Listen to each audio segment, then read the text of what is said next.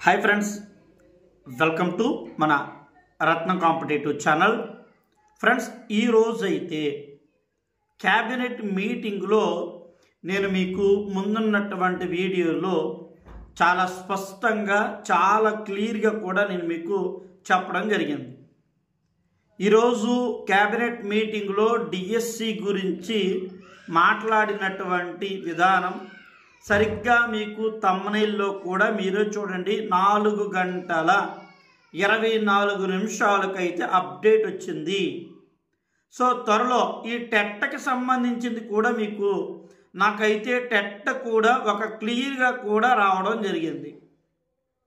ఇక డిఎస్సికి ఎవరైతే ప్రిపేర్ అవుతున్నారో మీరు జాగ్రత్తగా మీరు సిద్ధం అవ్వండి. లేదు మేము పలానా కోచింగ్లోనికి ఆయా కోచింగ్ సెంటర్స్కి మేము పరిగెత్తుకుని వెళ్ళిపోయి 1,00,000 రూపాయలు మేము కట్టేస్తాం అని అనుకుంటే అది మీకు అనాలోచితమైనటువంటి మీకు వచ్చినటువంటి ఆలోచన.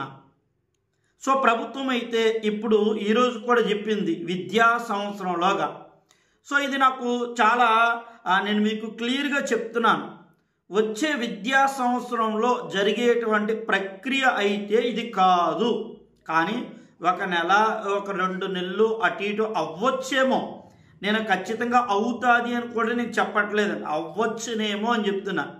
ఎందుకనంటే ఏపీపీఎస్సి ఇచ్చినటువంటి నోటిఫికేషన్స్లో వివరాల్లో కూడా SC bifurcation, so SC sub classification అయ్యాక అన్నారు.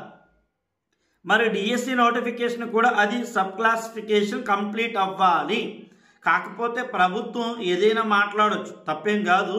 సో ప్రభుత్వం ఇక్కడ నిరుద్యోగుల్ని బలపరుస్తూ నిరుద్యోగులకు కొంచెం ఊతమిస్తూ వారు చూస్తున్నారు. కాకపోతే ప్రభుత్వం త్వరగా ఆ ప్రక్రియలన్నీ కంప్లీట్ చేసి ఇటు టెట్ అభ్యర్థులకు, మరొక వైపున డిఎస్సి అభ్యర్థులకు, ఇక పోటీ పరీక్ష అభ్యర్థులందరికీ కూడా అనుకూలంగా నోటిఫికేషన్లు విడుదల చేస్తే అభ్యర్థులకైతే వారికి నిజంగా చదివినా ఖర్చు పెట్టినా వాటికి అర్థం అనేది ఉంటుంది.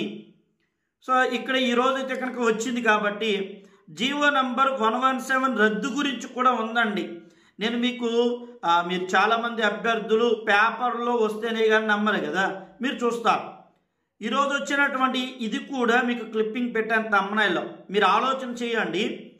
ఇదే ఆంధ్రజ్యోతి పేపర్లో కూడా మెగా డిఎస్సి ఇంకా ఎప్పుడు అన్నారు. సో ఇది చాలా సందేహాలు వస్తున్నాయి.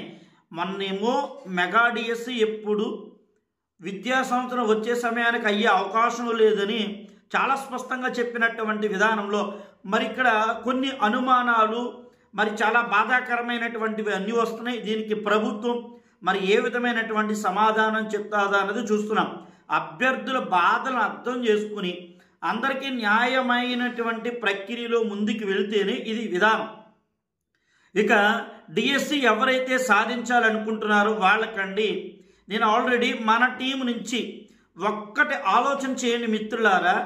ఇది కండిషన్ ఏంటంటే నిజంగా డిఎస్సి అభ్యర్థులే డిఎస్సికి ప్రిపేర్ అవుతున్నటువంటి సీరియస్ యాస్పిరెంట్స్ అయితే మీకు మార్కెట్లో దొరికేటువంటి పుస్తకాలు కొంటున్నారు, మెటీరియల్స్ మీకు ఎవ్వరు వాటి గురించి ఇచ్చి మీకు పంపిన తర్వాత సో ఎలా చదవండి, రోజు నేను ప్రాక్టీస్ పెడతానని ఎవ్వరూ చెప్పరు. కానీ రాష్ట్రంలో తెలుగు 2 రాష్ట్రాల్లో ఈ రత్నం సార్ మీకు ఎస్జిటి లేదు, అలాగే స్కూల్ అసిస్టెంటు, ఏదైనా తెలుగు మీడియమా ఇంగ్లీష్ మీడియం అయినా ఆయా ప్రాక్టీస్ మెటీరియల్ అండి నేను మీకు డోర్ డెలివరీ చేస్తూ, సో పోస్ట్ ఆఫీస్ ద్వారాగా లేదా మీకు కొరియర్ ద్వారాగా మీ ఇంటికి చక్కగా డోర్ డెలివరీ చేసిస్తూ నేనేం చేస్తున్నా మీరు ఆలోచన చేయండి మిత్రులారా. ప్రాక్టీస్ అనేది పెడుతున్నాను గ్రూపులు ఎడిషనల్గా. మీకు రాష్ట్రంలో ఎక్కడైనా ఉంటే కనుక మీరు జాయిన్ అవ్వచ్చు, దాంట్లో డౌట్ లేదు. సో మీరు ఈ రత్నం సార్ దగ్గర జాయిన్ అవ్వాలి.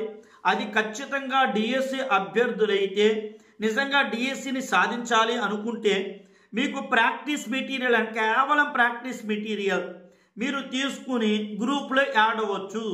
ప్రాక్టీస్ మెటీరియల్ తీసుకోకుండా గ్రూప్లో యాడ్ అవ్వడానికి లేదు. ఇంకొక విషయం, ప్రాక్టీస్ మెటీరియల్ తీసుకుని నేను రోజు చక్కగా మీకు టెక్స్ట్ పుస్తకాలు వేరే కూడా కాదు, టెక్స్ట్ పుస్తకాలు లేకపోయినా ఆయా టెక్స్ట్ పుస్తకాలు స్కూల్ అసిస్టెంట్ వాళ్ళకైతే నేను ఇంటర్మీడియట్ టెక్స్ట్ పుస్తకాలు కూడా చక్కగా గ్రూప్లో పీడిఎఫ్లు పెడుతున్నానండి. ఆలోచన చేసుకోండి, నిజంగా సాధించాలనుకునే వాళ్ళే.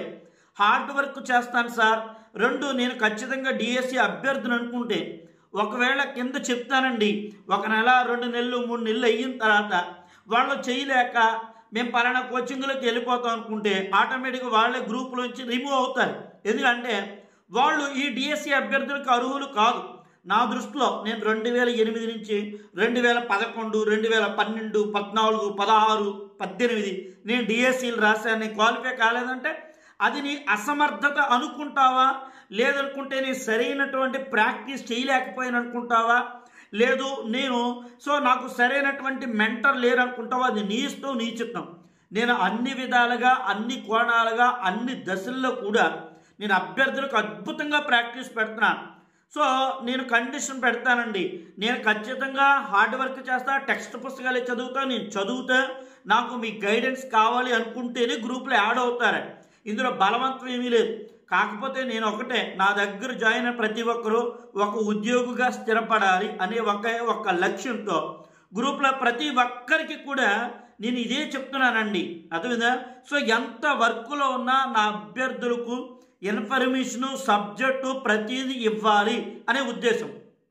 మ్యాథమెటిక్స్ వాళ్ళకి, స్కూల్ అసిస్టెంట్ వాళ్ళకి, ఎస్జిటి వాళ్ళకి ఆల్రెడీ అద్భుతంగా అయితే ప్రాక్టీస్ జరిగింది. ఇంచుమించుగా వీళ్ళు ఇప్పటి వరకునండి మన దగ్గర జాయిన్ అయిన తర్వాత ప్రతి ఒక్కరు కూడా దాదాపుగాను 6-7 వేలకు పైగా ప్రాక్టీసులు చేశారండి.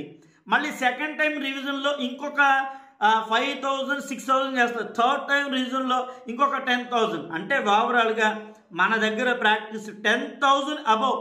సో నియర్లీ 30,000 వరకు కూడా ప్రాక్టీసులు చేస్తారు. క్వశ్చన్స్ టెక్స్ట్ పుస్తకాలే, వేరేది ఏది కాదండి, వేరేది ఏది కాదు, ఓన్లీ టెక్స్ట్ పుస్తకాలు. సో దయచేసి గుర్తుపెట్టుకోండి.